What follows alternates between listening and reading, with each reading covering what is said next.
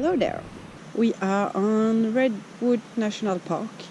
We stopped for the night in a free campsite again. The campsite is quite near to the highway, and we have a fire pit, but we can't use it because you need a permit to do a fire on the area. And you have restrooms and plenty of trees where you can just hang your hammock there. So that's what I'm gonna do. I think the boys are having some kind of early dinner based on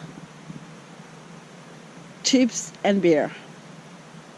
But I'm nice and comfy on my hammock, so I'm not gonna move.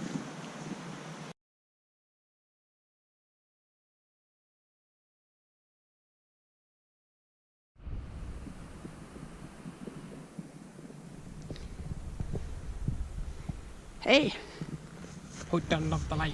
where are we? Hey, we're in Montrenier, because we're French, and we're gonna hike in snow. Chris is already gone ahead. He stole a pair of our hiking sticks, so we're gonna have to do with only one. But it's gonna be fun.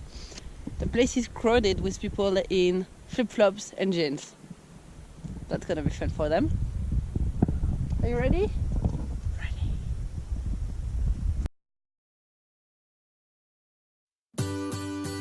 C'est parti.